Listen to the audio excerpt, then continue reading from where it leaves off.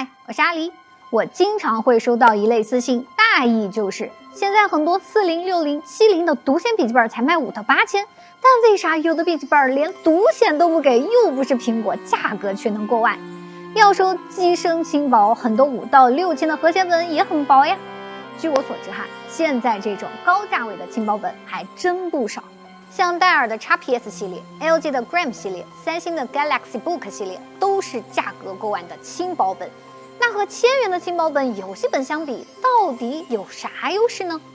从今年来看那种价格敢往8000以上定的轻薄本，往往搭载的是 Lunar Lake， 也就是2代酷睿 Ultra 处理器。定价6000以下的，往往是1代 Ultra， 或者说是锐龙8845HS。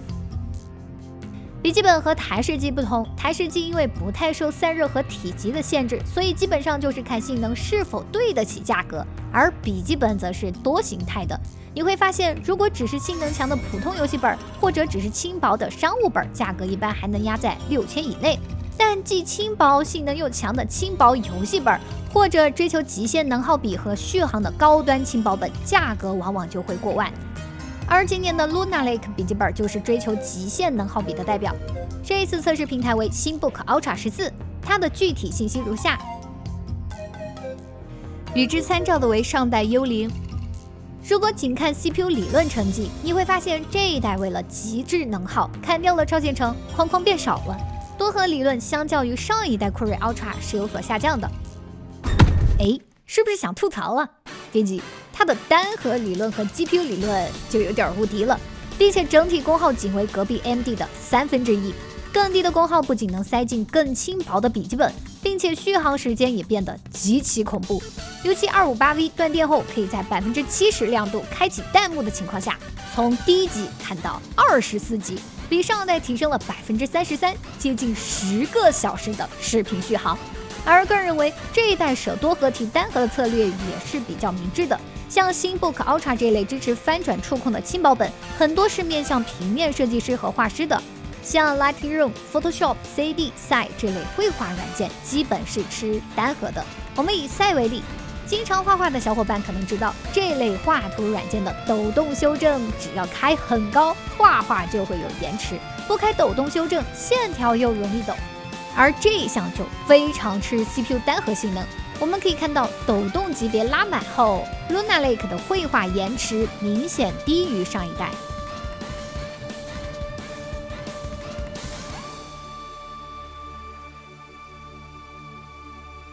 从我后台私信来看其实也有不少轻薄本的用户也有一定的游戏或者渲染的需求，只是追求不算特别离谱，只求闲暇的时候能够摸摸鱼。由于这一代 Lunar Lake 的 GPU 性能进步很大，不仅能够玩手游网游，是兄弟就来砍我甚至不少3A 都有一战之力。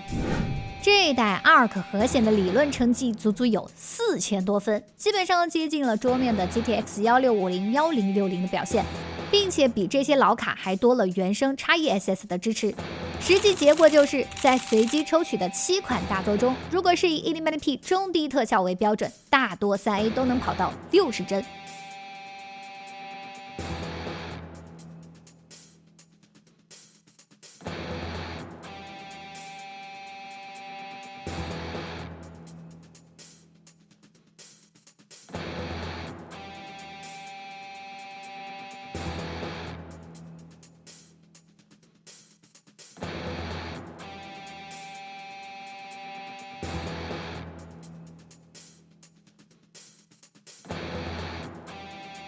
2077大镖客可以和 HX370 打成接近55开，并且实现的功耗连 HX370 的一半都不到。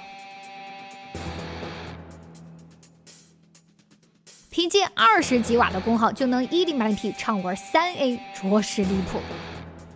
而在视频剪辑方面，这一直是英特尔 GPU 的究极长板。我们都知道苹果剪视频很牛，但很多人不知道的是，苹果剪视频很牛限于自家的 Final Cut Pro。如果你习惯达芬奇和 PR 的话，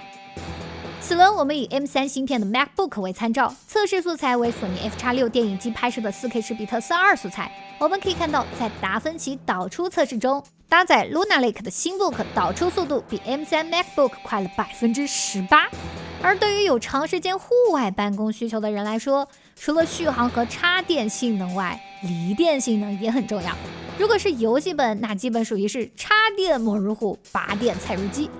如果离电性能损失较大，那续航这一项参数几乎就是个摆设。而实测这一代 Luna Lake 拔电后性能损失非常小，我们以2077为例，插电和拔电帧数几乎一致，而上一代 Ultra 则有20%的性能损失，890M 损失了17%，其余抽取的游戏也同样如此。但如果是 CPU、GPU 双跑满的渲染导出场景，还是会有10%的损失。总的来说，今年搭载 Luna Lake 的高端轻薄本普遍售价偏高的原因是其芯片带来的极高能耗比、GPU 性能和续航。如果是以媒体的角度来看，很难说它有什么特别大的毛病，但如果是以消费者的角度来看，还是会有遗憾的。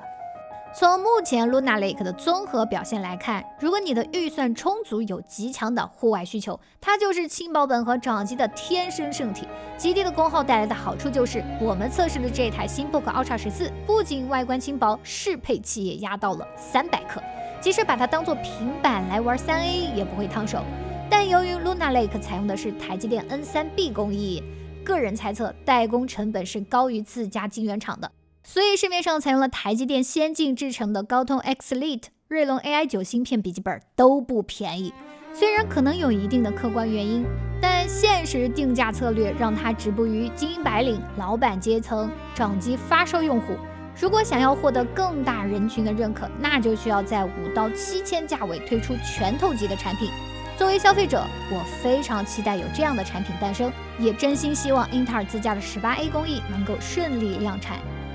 也避免 AMD、苹果、NV 一家独大的局面。